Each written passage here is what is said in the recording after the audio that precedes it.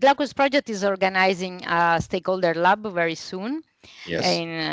in the 3rd of March.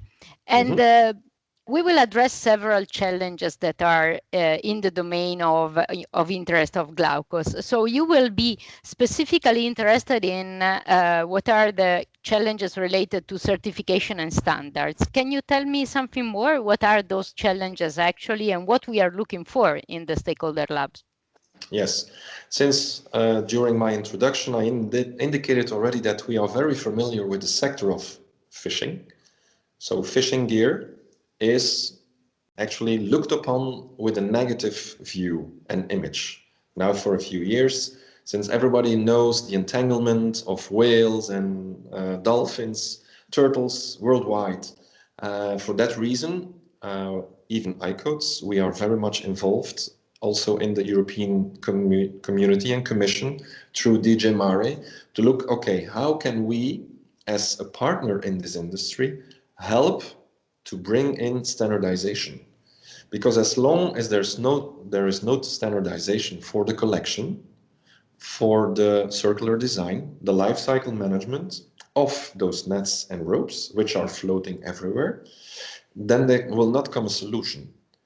So what we try now is to be as close as possible in touch with the standardization bodies, and for Europe that's CEN and CENELEC, and out of which there will be on the 11th of March a new meeting with the technical committee 466, especially on fishing gear, and the standard will be also the freshness of fish, but mostly the focus will be on the fishing gear and the litter of that fishing gear.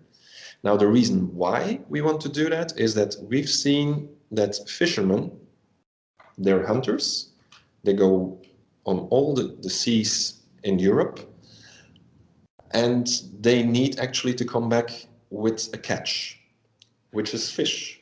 If they need to catch nets, then they need to be actually supported to bring that in.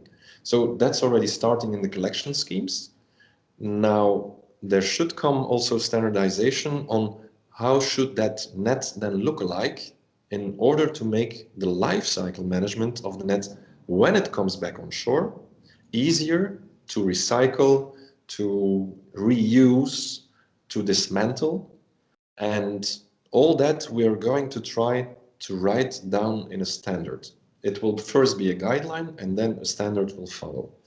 Now, the Glaukos project is looking at bio-based coatings in which we are involved in, and also for the biodegradable yarn and fibers. Yeah. Now, we know for a fact that in the industry, it will be a challenge, like you asked before. What will be the challenge? The challenge will be to implement those biodegradable fibers into the industry of fishing. Why? Because the recyclers, they say they don't want those fibers because they will mess up with the pure polyamide 6, which they can recycle, which they can come up back into the circle design and go back actually to the molecular structure, extrusion, and coming up with a new polyamide 6.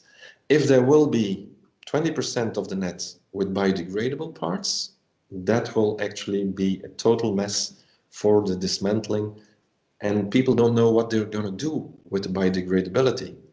So that's another challenge. How far is it biodegradable? Do we remain with microplastics in the end? Because the fisherman will say, this is a nice net, it's biodegradable. It's overboard. Oh my God, no problem, because it's biodegradable. But it will float for years before it's totally biodegradable. So those are the two challenges which we can perhaps address with a standard developed by CEN.